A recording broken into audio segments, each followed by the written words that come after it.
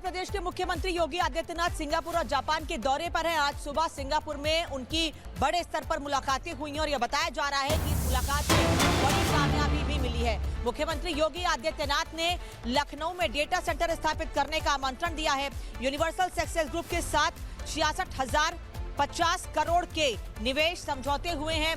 Group housing, logistics और data centre में उत्तर प्रदेश को बड़े निवेश की सौगात मिलेगी। लगातार उत्तर प्रदेश को निवेश के लिए फ्रेंडली बनाने के लिए मुख्यमंत्री बड़े कदम उठा रहे हैं। पिछले दिनों इन्वेस्टर समिट के जरिए भी हमने देखा कि अलग अलग समय पर इन्वेस्टर समिट के जरिए उत्तर प्रदेश में ज्यादा से ज्यादा निवेश आए। इसको लेकर मुख्यमंत्री की ओर से प्रयास किए गए। यही वजह है, इन प्रयासों का ही असर है कि अब उत्तर प्रदेश में निवेश बढ़ रहा है। लोगों को अपने प्रदेश में, अपने घर में ही रोजगार मिल पा रहा है। जेवर एयरपोर्ट क्षेत्र में 100 एकड़ पर इंटरनेशनल थीम्ड टाउनशिप प्रस्तावित है। टाउनशिप प्रोजेक्ट में 3500 करोड़ निवेश और 12,000 रोजगार के अवसर हैं। कानपुर लखनऊ हाईवे पर 50 एकड़ में लॉजिस्टिक पार्क विकसित होगा। साथ ही लॉजिस्टिक पार्क में 650 करोड़ रुपए निवेश होंगे। 7500 नौकरियां होंगी। नोएडा और ग्रेटर नोएडा में hyper scale data centre park की योजना होगी। डेटा सेंटर में 2500 करोड़ निवेश और 40 मेगावाट की क्षमता होगी। निवेशकों का भरोसा है कि उत्तर प्रदेश ग्लोबल कैपिटल के लिए पसंदीदा गंतव्य बन गया है। एक रिपोर्ट दिखाते हैं आपको।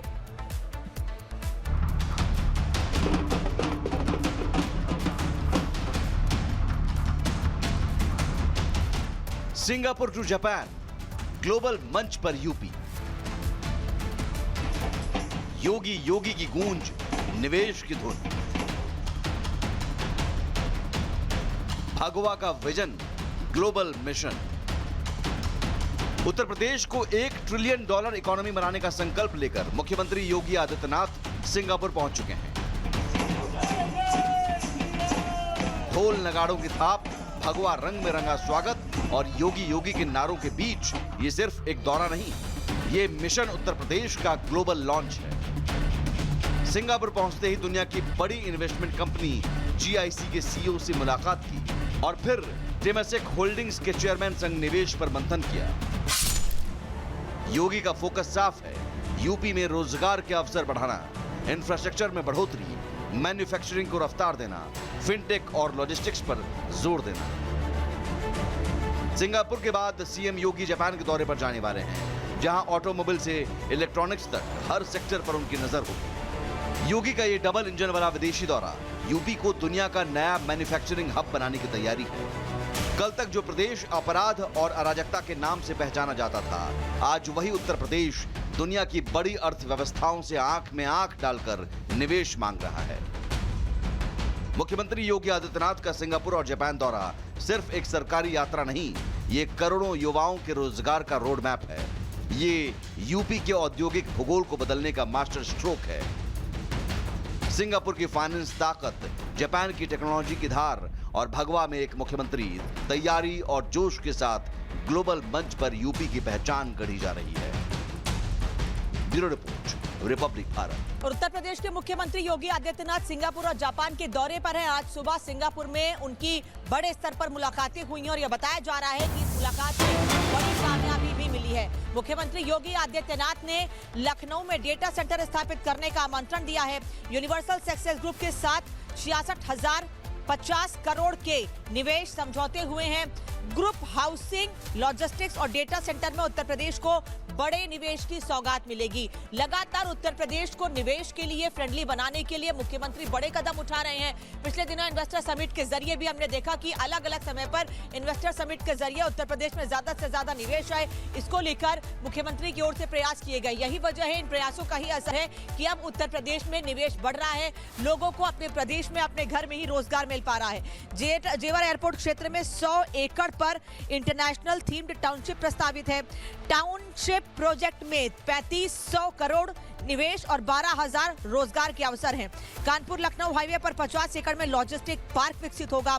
साथ ही लॉजिस्टिक पार्क में 650 करोड़ रुपए निवेश होंगे। 7500 नौकरियां होंगी। नोएडा और ग्रेटर नोएडा में hyper scale data centre park की योजना होगी। डेटा सेंटर में 2500 करोड़ निवेश और 40 मेगावाट की क्षमता होगी। निवेशकों का भरोसा है कि उत्तर प्रदेश ग्लोबल कैपिटल के लिए पसंदीदा गंतव्य बन गया है। एक रिपोर्ट दिखाते हैं आपको।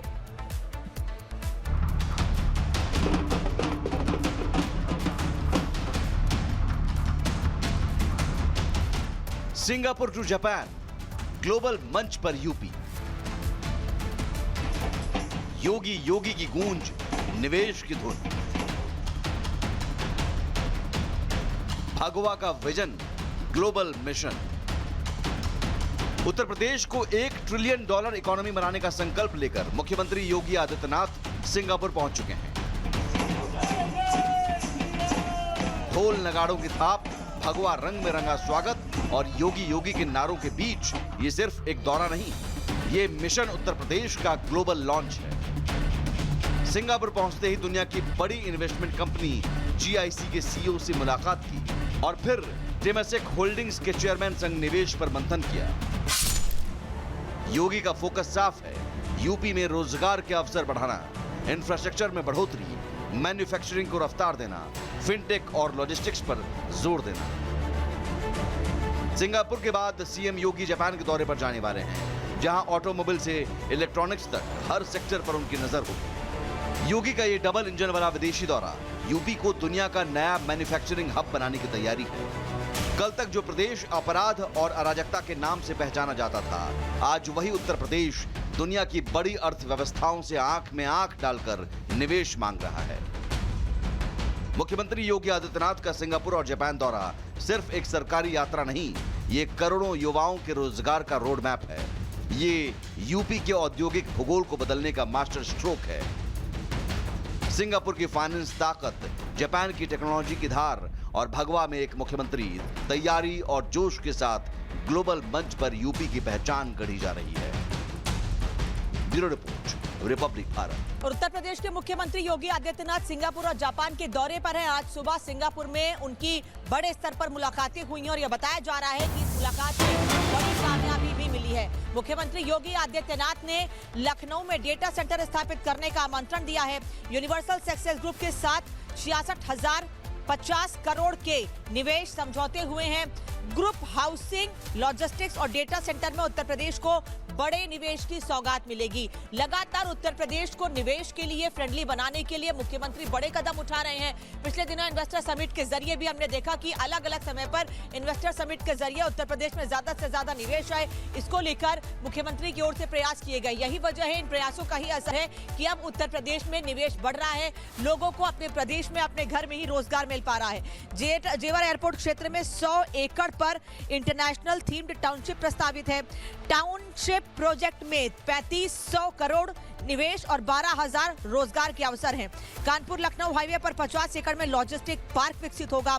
साथ ही लॉजिस्टिक पार्क में 650 करोड़ रुपए निवेश होंगे। 7500 नौकरियां होंगी। नोएडा और ग्रेटर नोएडा में hyper scale data centre park की योजना होगी। डेटा सेंटर में 2500 करोड़ निवेश और 40 मेगावाट की क्षमता होगी। निवेशकों का भरोसा है कि उत्तर प्रदेश ग्लोबल कैपिटल के लिए पसंदीदा गंतव्य बन गया है। एक रिपोर्ट दिखाते हैं आपको।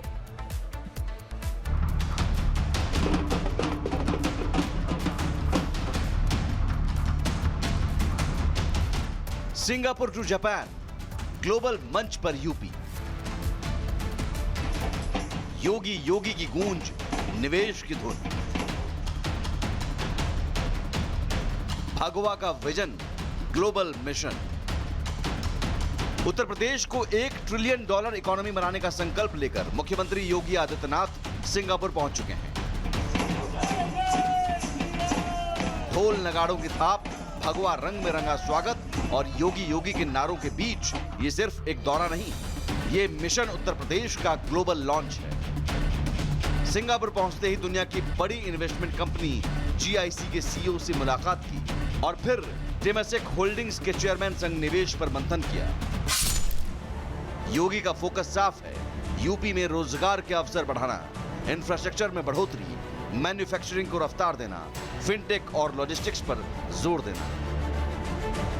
सिंगापुर के बाद CM योगी जापान के दौरे पर जाने वाले हैं, जहां ऑटोमोबाइल से इलेक्ट्रॉनिक्स तक हर सेक्टर पर उनकी नजर होगी। योगी का ये डबल इंजन वाला विदेशी दौरा यूपी को दुनिया का नया मैन्युफैक्चरिंग हब बनाने की तैयारी है।